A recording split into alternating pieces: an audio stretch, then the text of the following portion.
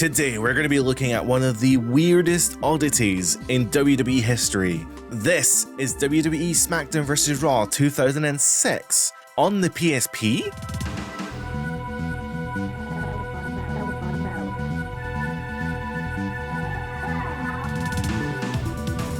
I know this looks really weird, but this is the Elimination Chamber in SmackDown vs. Raw 2006.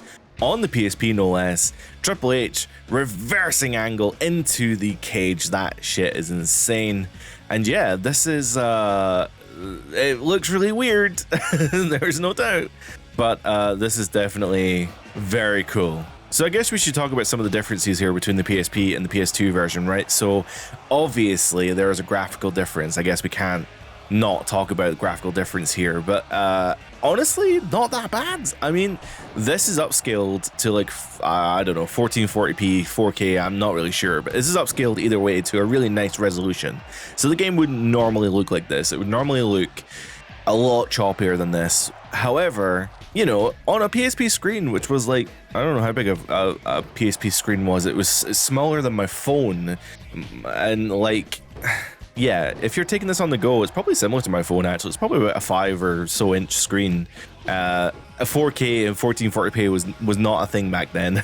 I don't know. This is super cool. Like, I really appreciate the fact that they were able to emulate. I really appreciate the fact that they were basically able to emulate the entirety of SmackDown vs. Raw 2006 onto the PSP. And I guess nowadays the word emulate means something different. Emulation is technically what I'm doing here with the PSP, but what I actually mean was they were able to basically take the PS2 version of SmackDown vs. Raw, translate it essentially to the PSP in a really like natural way. As Batista enters this chamber here, again, we can talk about more changes to the PSP version. Honestly, not a lot of changes. There really is not much change here between the two different versions. Obviously, graphics is like probably the biggest difference, and even then, to be honest, it looks really nice. Like, it's not a bad looking game at all. And I guess like there's some control differences, right? Because there's only, I believe on the original PSP only had one thumbstick, so you can only, I assume it was probably used to move your character more than anything else. To be fair, even the main game only really used the one thumbstick. I don't think this was the game that had the changed control system just yet. Sorry, by the changed control system, I mean like in SVR 07, I think it was, they changed the control system to be on the right thumbstick. Whereas on the PSP, obviously, if you've only got one thumbstick, then you won't be able to do that. But I think they were able to work around it. I'm not really sure. We've got 3 people climbing the cage here. Oh my god, and Cena has been thrown off of the chamber pod, followed by Batista. The two of them are absolutely donezo. There was a problem in this game, by the way, that like, if you do, well, it's not really a problem. I just think it's a bug. If you were to do, oh, Cena with a possum pin on Triple H. 1, 2, and 3. No, he's Triple H kicks out there. Yeah, I was gonna say there's a problem in this game where if you do a diving attack from the top rope, you almost get a full finisher bar immediately. I don't think that's intended.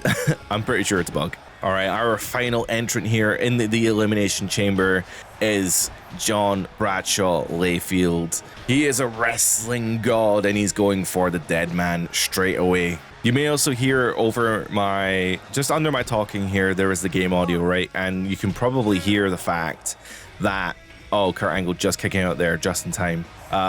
This game does not have any commentary. I actually went into the options menu to turn down the commentary thinking, oh, I'm going to have to talk over them. But it doesn't, it's just playing music. It's just playing the game music, which honestly, at this point, I think is totally fine. I've never really been a big fan of commentary in the wrestling games. I've always preferred when they played the music. I guess nowadays it wouldn't really matter because you have things like Spotify, right? So it doesn't really matter. But back in my day, when the commentary wasn't very good, I did appreciate the fact that you were able to listen to music while playing the wrestling games here. I guess now that I'm doing YouTube, though, I guess that's probably not great because of copyright, but we work around copyright on this channel. Sometimes you'll be watching an old video. If you go back to the back catalog and you watch some old videos, you're probably going to realize that some of it's been cut out just because of the copyright tool. Whenever something gets flagged, I usually just cut it out. It's easier than muting, or it's easier than trying to dispute or I don't know. I'm not gonna like I'm not gonna re-upload any videos. So yeah, amazingly, we still have everyone in the ring. Saying that though, JBL just planted with the tombstone pile driver, and not enough to take him down. I didn't think so. JBL got yellow health, so that would still take a bit more damage to get him done. But I actually thought, considering everyone else's health state, everyone's in like red or orange, I would have assumed we would have an elimination by now. But we don't, as everyone gets back in the ring here. You know, talking about the graphics though, the chamber looks really nice. 2006 would have been the change, one of the major changes rather, to the SmackDown vs. Raw series, right? Because the first SmackDown vs. Raw was that transition from Here Comes the Pain to SmackDown vs. Raw. 06, I think, really ramped that change up quite a bit. The whole like presentation, the camera system and stuff was like way more realistic. It was less Here Comes the Pain and more SmackDown vs. Raw. If anything, it's actually really unfortunate because I would imagine, Batista just kicking out. Triple H also just kicking out. Yeah, I was gonna say, like, ironically, with SmackDown 06 coming out on PSP, they actually would have probably been better to release the original SmackDown vs. Raw or even Here Comes the Pain through the PSP. I think Here Comes the Pain, especially on PSP, would have done amazingly well as Cena gets eliminated there. Wait, what? Cena? What? I've never seen this before. Cena gets eliminated and he hit Angle with an FU. I've never seen that before. Was that a bug or something? I don't know. That was crazy. There is definitely something to be said here about the dumb AI though. This is on Legend difficulty and the AI is a little bit more aggressive than it probably would be normally, but saying that, they do quite often do really stupid stuff. I don't even know who's getting pinned. Well, it doesn't really matter. I think JBL was getting pinned there by The Undertaker, but it doesn't really matter. Yeah, like whenever there are so many finishers that get generated that they don't even try to use. Like Batista just had one and he just didn't use it. The AI will constantly keep trying to go up the cage as well. So like, for example, Batista just went up the cage on the other side, jumped down, and now he's on this side. Oh my god, Angle landed that elbow drop, by the way. And then we're seeing here, like, people just constantly going up the cage. Like, Batista just went up again. They'll go up the cage all the time, and then they'll go to a pod and then realize that they can't jump off the pod, so then they go down the turnbuckle and then they'll climb the cage again, and it's really bizarre. I guess in a way, actually, we're talking about, like, you know, those ladder matches, right? If you've ever done a ladder match in these old games, the AI is constantly moving the ladder, and they never try and go for the briefcase either. They just constantly move the ladder, and it's almost to their own detriment because they're always screwing themselves over constantly. So like, JBL just dived off the cage there. He's out and nobody's trying to pin him. Oh, maybe Triple H though, maybe. No, see, they went for an attack. And it's those kind of things of like, JBL's done. Like, he's at red body damage. He just jumped off the chamber pod. He's done.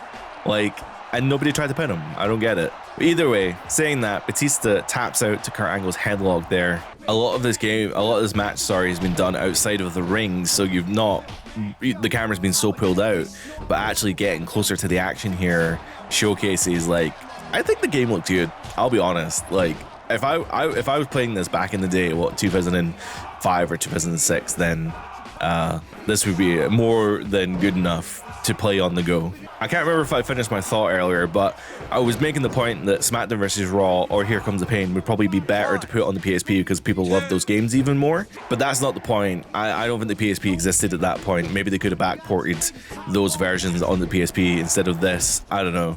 Regardless though, this is still a really fun game.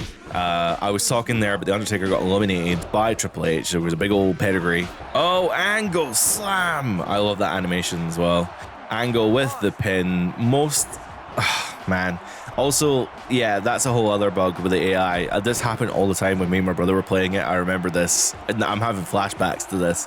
Whenever you do a pinfall in a multi-person match, for some reason, the AI would just constantly break up. Like, there's no reason to break it up. Like, JBL should not have broken up that pin because he wasn't, like, it's to his detriment, really. I should also say as well that the blood mechanics in this game are really cool. You can see on the ring mat there are blood drops from the people who are bleeding, and it kind of stays on the mat and then it disappears, which is, I think that's fine.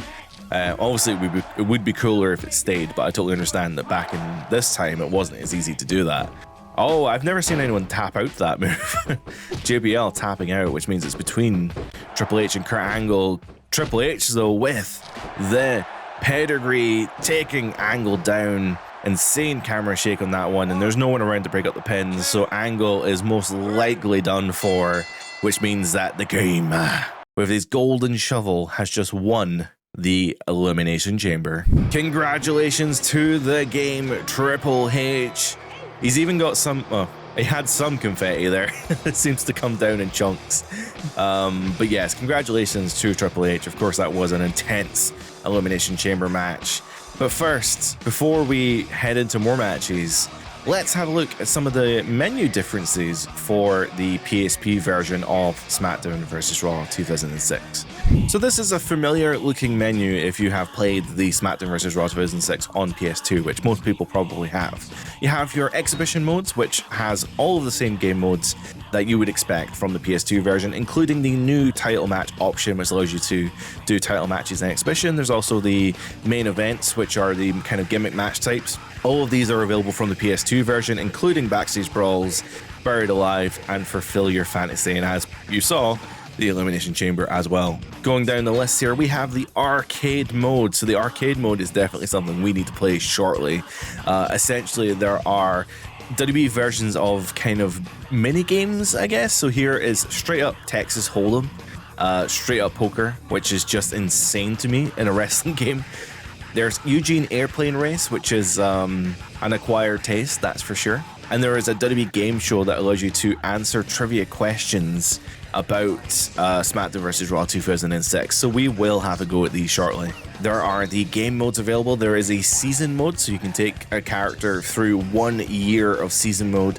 I don't know, this is the really cool season mode where Teddy Long kind of gets hurt. But I don't know if you can choose to play as anyone. Let's have a look actually at the list. It kind of does look like you can choose anyone.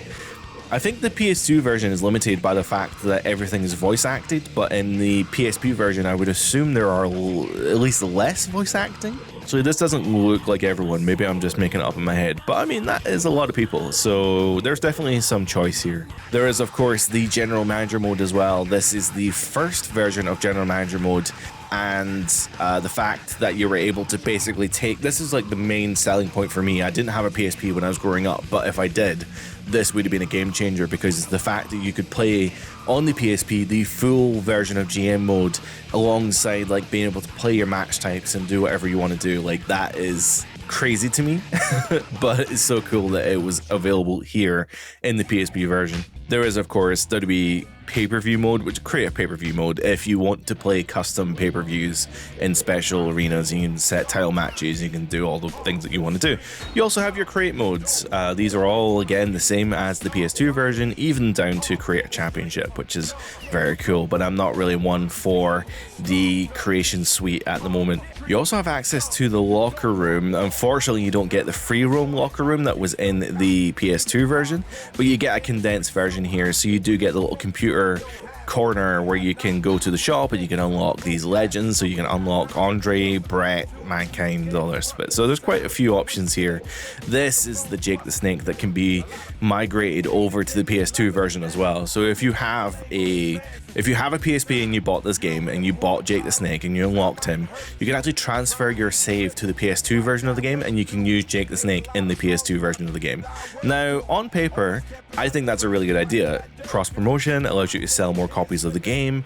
I'm assuming there are a lot of people who bought the game just based on the fact that they would want Jake the Snake Roberts into their PS2 version of the game. It's really scummy though in hindsight. It's really lame that you can... It's really lame that the company decided to kind of hide Jake behind this kind of... It's almost like early days of monetization, right? It's very early DLC, and I don't think it's implemented very well, even if it is quite a good idea. There is also the challenge mode as well, so there are different challenges of different difficulties. So there are 15 challenges per tier by the looks of it. So it's not clear which one you can do immediately, although weirdly I just realized that when you go from left to right it tells you what they are, which is very bizarre. Anyway, doesn't really matter. These are all hidden. I guess these are all hidden until you complete the previous tier, maybe. But you can see here, this is pretty much how you earn cash, right? So if you earn you basically just play the game. Many of these challenges are literally just playing the game. So this would be like hitting a possum attack, which we saw I think John Cena do in that last match. There's one for breaking a table, so break 2 tables in a match, in a TLC match.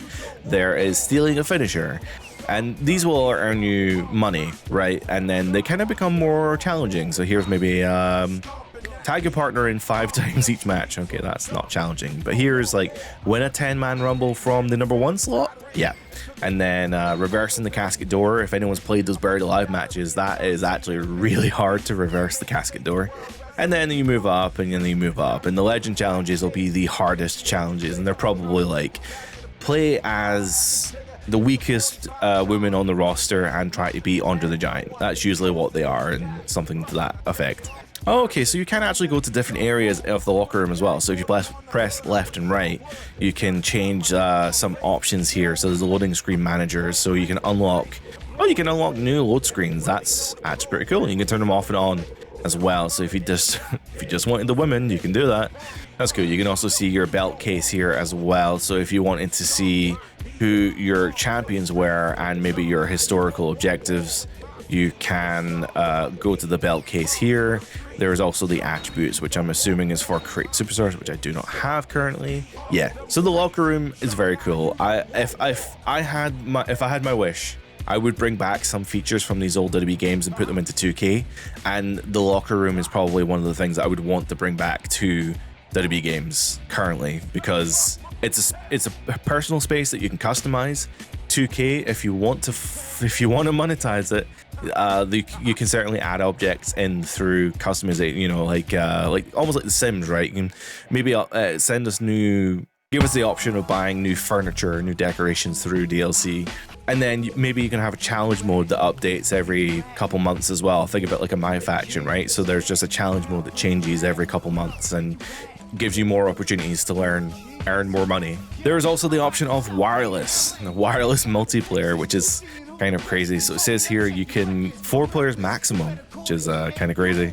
So you can do wireless exhibition. These are, I think this is only like local, right? So you have to be near your friends to do this. But if you're within an area, a very close area, you can do wireless exhibition matches. You can do wireless title matches. You can also do wireless party modes, which I'm assuming is the arcade modes like poker. And you can also trade superstars. So you can actually trade custom superstars. So if you had somebody who wanted to, man, I really want your Kenny Omega that you made. Can you trade him with me? And there, I don't know if Kenny Omega was wrestling back in 2005. He probably was, to be honest. But yeah, if James had an amazing create superstar that you wanted, you could trade superstars here, which is very, very cool. All right, we are now going to dive into the arcade mode because I need to see what this is all about, right? So there is the Texas Hold'em, Eugene Airplane Race, and Game Show. We're going to do poker first, and we'll see what the I don't want training. I want tournament mode here. You could do binds. I have no idea what that means. Okay, 1,000 chips, whatever that means. And then you can choose through your characters, right? So you can choose anyone on the roster, and they all have a different personality, different play style. So there are some unique characters here as well. So like if you were to play as Michael Cole, he's cautious. Jim Ross is nervous, apparently. Jerry Lawler is aggressive. And that's how you play as these characters. So I tell you what, let's add in those unique characters. Reading and studying the facial expressions of your opponents is a strategic and useful tactic used by professional poker players. It helps filter out any potential bluffs or shenanigans of your opponents. So you can change the facial expression of your superstar by using the D-pad. And then you've got pleasure, calm, perplexity, or anger. So I guess if I could maybe tell the AI that I have a bad hand by being angry, but then I could end up winning. So I should say at this point, I actually don't know how to play poker. Okay, so King's in, GR's in. Okay, coach is called. Cole's calling. I'm the dealer as well. Oh wow, Taz is raging, apparently. So what am I gonna do? I've got a 3 of jacks. I feel like that's a good hand. I don't know. I I'm gonna be calm. I'm gonna be calm, cool, collected, and I'm gonna raise. Am I gonna raise? I'm gonna raise.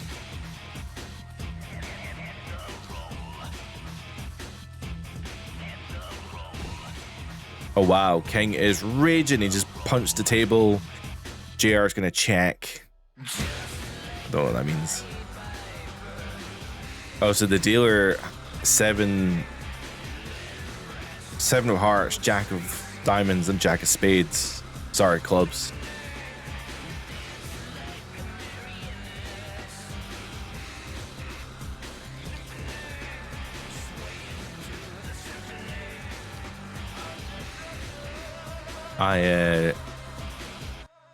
No, I don't know. I don't know how to play this. I feel like a 3 of jacks is a good hand.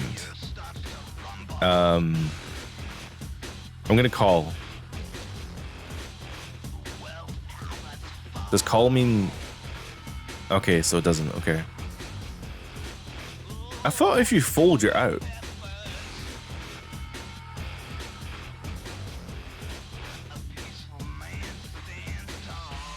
It's all a game of bluff, right? You just need to, even if you've got a bad hand, you just need to pretend like you have a good hand, and then people will just kind of fold. I'm gonna check, I guess. I don't know.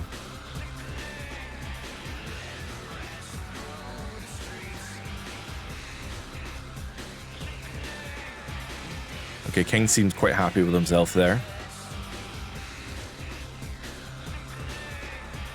I thought if you folded, you're out. That maybe I'm wrong. Taz is betting 210. I'm still only betting 50, I think. I guess if I call, it goes. I'm putting 210, right? I could raise. Fuck it, I'm going all in. I don't know. This might be the worst decision of my life. I'm going all in, boys. If I go all in, are they gonna like... Oh man, I was kind of hoping they would all fold. They would all just leave me alone. Okay, I guess not. So I got full house, 2 pair.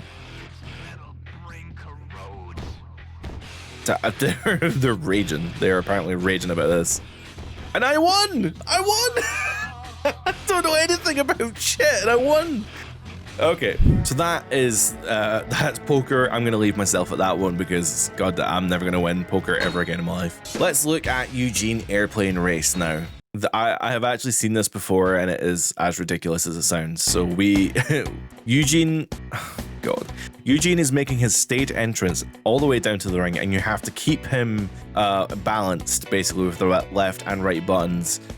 Do your best to keep Eugene on his feet and off of his butt, as falling down will eat up precious seconds on the clock and prevent you from placing first on the ranking board. So Eugene's going to make his entrance here. This is the PS2 version of his entrance, no less, as a video file, a very low quality video file. And then, yeah, he's going to be swaying from right to left, and we want to make sure that he is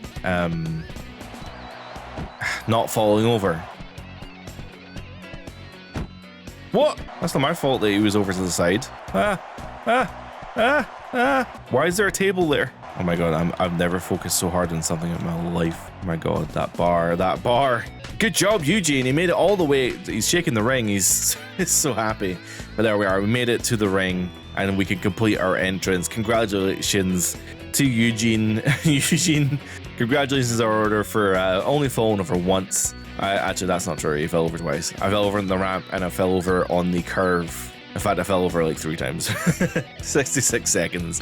Apparently a high score. I got $500 Sure, let's do that. You match select? What does match select mean? Alright, it just takes me down there. I probably should have looked at the ranking then. So what is the rankings? Oh, okay, I legit got the top score. I never need to play that mode ever again. Sweet. In the final game mode here is the WWE Game Show, which is going to give me, 10 questions. based on stuff. So that is Chris Benoit cross-face crowd signs. So yeah, you get what, 10 seconds to answer each question, and you get bonus points for being quicker. So Sarah, that's the Undertaker. So yeah, it looks like if you answer the question in 8 seconds, you get 80 points. So you can get a maximum, I guess, of 100 points per question if you are so quick enough. But that's Stone Cold Steve Austin's. I think I was 160 points. So maybe I got that like immediately. Finishing move for Edge is the spear. Oh, sorry, that's the total point, right? So that total point is 250. So yeah, if you get it in 10, you get 100 points. 80, right? Cool. Switching music belongs to Shawn Michaels. It takes like 2 seconds to comprehend what the answers even are. Like, what buttons am I pressing? But these questions are okay so far. Identify this superstar. Well, those are Krista Hemi's boobs if I've ever seen boobs before. And boy, oh boy, have I seen boobs before. I hope they were Krista Hemi's, and they are. I got 90 points for that. That is Jimmy Hart. Jimmy Hart, baby. To be fair, it was the Love Hearts that gave it away. I would not have known that otherwise. 5 seconds to view everything that's happening here. Edge is... it was a ladder match. I hope. I think it was a ladder match. There was a ladder in the ring. It'd be weird if it was not a ladder match. Okay. Identify this WWE superstar. That is the... Oh, no. Is that the Undertaker? Is it the Last Ride? It is the Last Ride. JBL does a powerbomb too. I was thinking there for a second that was JBL's. Stacy Keibler, I think. Oh no. It's Tori Wilson's. Oh, I got it wrong. Well, 740 points, not bad for my first attempt, and I think I did relatively well there. So we have opted to do a fatal 4-way here at the Great American Bash, not that you would know that from that. So we have opted to do a fatal 4-way at the Great American Bash, not that you would specifically know that, because the quality of the arena is so low. Like, you should see the ring skirts, they are just so blurry. But we are rolling thunder here from RVD. We have selected, of course, the whole effing show, Rob Van Dam going against Latino Heat, Eddie Guerrero, alongside the Japanese Buzzsaw, Tajiri in WWE. And I don't think Heinrich was around long enough to get like a cool catch line. The Michael Cole abuser? Heinrich? I don't know. His only claim to fame was that he did horrendous illegal things to Michael Cole in a cupboard at one time. You know, one thing I really like about SVR, well, not even SVR, this is just kind of an old video gamey thing, is that all these characters have different styles, which means that they also have different like stances and stuff. So RVD will do his kind of hoppy stance that he kind of did do in real life.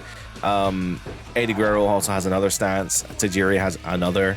They all stand very differently. They all move differently, which is really cool. And if they were getting in and out of the ring, they would also have different animations for getting in and out of the ring.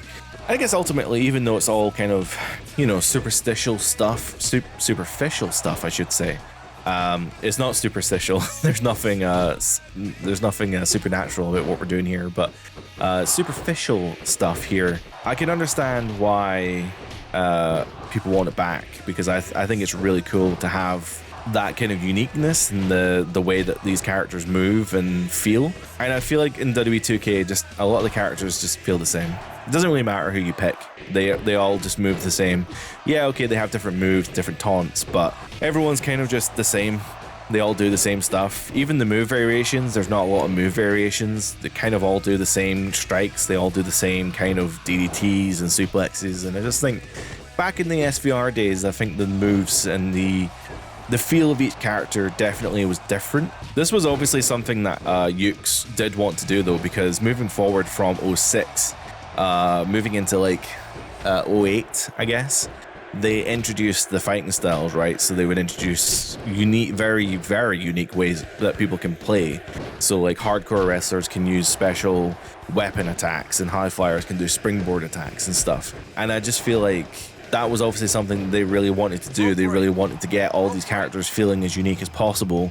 Whereas nowadays, I don't know what 2K's goal is really. They just kind of make a game to hope that it kind of resembles the real life WWE as much as possible. These multi-person matches are so interesting because there are so many opportunities for people to get screwed over, I guess. Like, it makes these matches so much harder because you never know when something's going to happen. For example, the what's it called, the buzzsaw kick, taking Eddie Guerrero's head off, but Heidenreich there to break up the pinfall and hitting the referee in the meantime, absolutely flattening the referee. But, you know, Tajiri could have got the win there. Eddie is not in a position where he can kick out easily, so I think Eddie probably would have been out there. But because Heidenreich was in the match, he stopped that pin from happening, and that's kind of the point, right? Is that that's how these Fatal 4-Way matches go. But at the same time, Heidenreich had picked up some RVD, I guess. He was going for an attack, and had he been locked into that animation, then he wouldn't have been available to break up the pinfall. Eddie Guerrero leaving the ring, perhaps going for a weapon. This is a no disqualification match. Oh no, he's just gonna taunt. Fair enough. You can kind of see with this camera angle as well that some of the other corners they cut, right, is the crowd are 2D, the crowd are completely flat, which looks totally fine from hard cam, but when you pull the camera out, it's very obvious that the crowd is 2D and flat. Likewise with the ropes, again, the front and back ropes there look totally fine, but you look at the side ropes and they are 2D images, they're completely flat. Again, looks totally fine, to be honest. Like, on a tiny screen on a 5-inch display, you probably wouldn't even realize. Eddie now actually going for a weapon in this. Oh, never mind. I thought he was going to grab the weapon. I mean, it's an OTQ match. There's nothing to stop him from using that chair. Now, if you guys remember ever, if you've even played this game, nowadays, you know, this is almost 20 years ago, so there is a chance that you've never played this game. Oh my god, Tajiri screwed up. Oh, and RVD kicks out though. That is amazing. Oh my god, it is disqualification. Why are there no... Well, I thought there were no DQs in a Fatal 4-Way match. Well, the point I was going to make was that if you have played this game back in the day, you'll know that if you go to each corner of the ring, as in up, down, left, right, which is not a corner, but you know what I mean, you will grab a different weapon. So in this case, Eddie grabbed a ring bell from the right side of the ring and got himself disqualified. So, well, it's not a satisfying way to end the video, but that is going to be us for today. Thank you so much for watching. I hope you enjoyed SVR 06 on the PSP as much as I have. If you did enjoy the video, please consider liking and subscribing, because it helps push the channel and the algorithm out to as many people as possible. I never really do this, but if you could also follow me on TikTok, we're very close to being able to go live on TikTok, and I would love to have the TikTok guys in my live streams. But if not, it's totally fine. Like, I really appreciate you watching the video regardless. With that being said, that is going to be us for today. Thank you so much for watching. I'll catch you in the next one. Bye for now.